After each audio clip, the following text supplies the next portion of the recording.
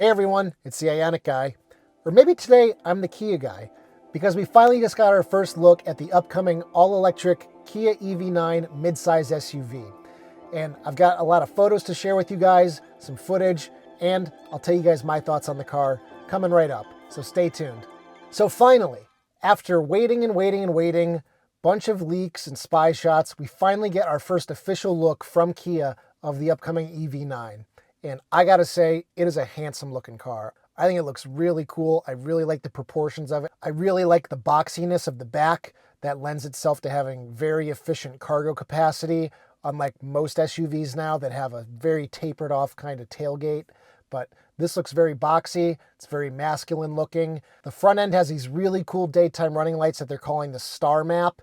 And I think it's a really unique look. I've never seen anything like this on any other car. It's definitely distinctive, and they're saying that it's going to kind of be integrated across the entire EV lineup for Kia. So definitely cool to see that there. For those of you who've been following Kia for a long time, you'll know that for about a decade now, they've had the tiger nose grille styling of their front ends, and they're moving this into the EV era now by calling it the digital tiger face. And as you can see, it no longer has an opening for a radiator, so you just have the lower vents down for battery cooling and cabin cooling.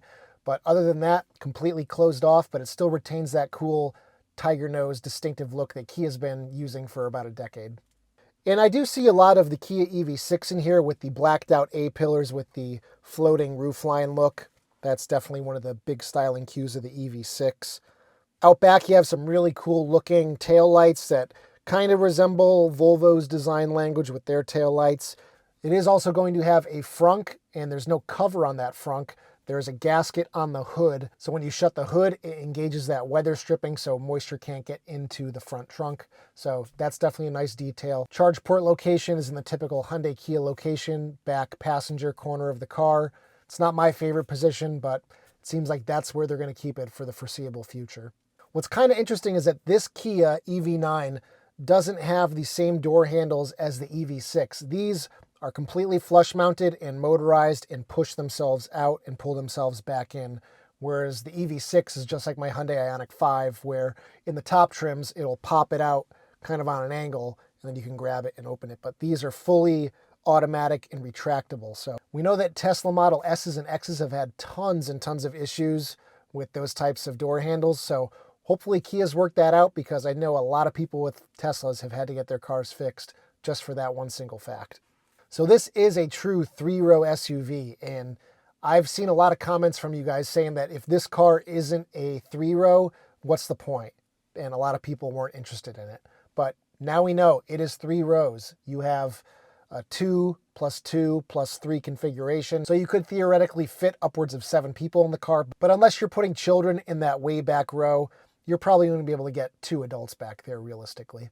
And one of the coolest features that we found out about the EV9 is the second row captain's chairs, which, just like conversion vans of yesteryear, they rotate around and around and around. So that is a neat feature. You could basically have like a little living room back there if you wanted to converse with the people in the third row, but I don't really know how much leg room those people in the third row are going to have if your knees are jamming right into their knees. So who knows what that'll actually be like in practice, but it is kind of a cool feature that you don't see very often. In the cargo area, there is a 220 volt outlet, but here in the US, it'll be 120 volts most likely. There's also releases for the third row and second row seating, which is a really nice feature, especially if you got a lot of stuff to load in the car. The third row seats have cup holders and USB ports, so people back there can be comfortable as well. Now let's talk about the front row.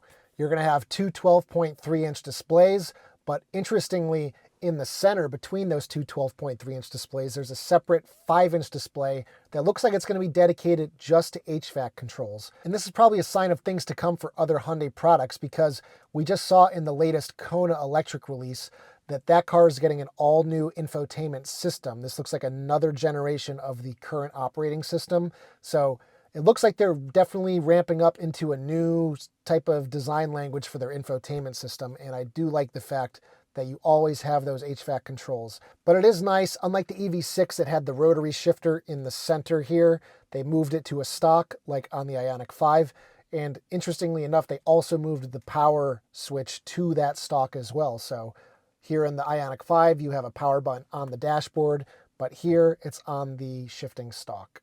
In the same vein as the new Nissan Ariya, there's going to be some capacitive buttons built into the dashboard that completely disappear when the car is powered off. It's a cool design detail. I really like the look of that in the Nissan Ariya. It's built into wood trim in that case. Here it looks like it's more of a fabric material. So it's a really cool looking cabin. It's definitely more futuristic looking than even my Ioniq 5. And I really like the look of it. It's definitely airy, open like the Ioniq 5. Definitely more so than the EV6, which is lower slung, kind of more cockpit-like. It's definitely more towards the sportier bunch, where the EV9 is more kind of family-oriented and about open space. So today's reveal is just images, video, and not really any details about the powertrain. We do expect that the car is going to come in a rear-wheel drive and an all-wheel drive configuration. It's most likely going to have close to 100 kilowatt hour battery pack and upwards of 300 miles of range, but on the lower trims, probably closer to 220, 240, but that's yet to be seen. We will find out more later this month at their official world premiere of the car. They're going to have probably a big fancy video premiere like Hyundai just did with the Kona. So expect more later this month in terms of raw specs. But this car is rumored to be pretty expensive. This is going to set a new level for Kia products, and it's really pushing into luxury territory. So I don't really know how this is going to be priced alongside some of the Genesis offerings that are coming out. This doesn't appear to be Genesis levels of luxury, but it's definitely priced like it. The EV9 is probably going to be going on sale between the third quarter of 2023 and the first quarter of 2024. We don't know where it's going to be manufactured yet, but rumors are it's going to be manufactured in the US, which means it could qualify for probably half of the federal tax credit, but it probably won't qualify for the full $7,500 because you have to have batteries with North American materials, and Hyundai's not going to have that in the next few months. But definitely a neat little design touch.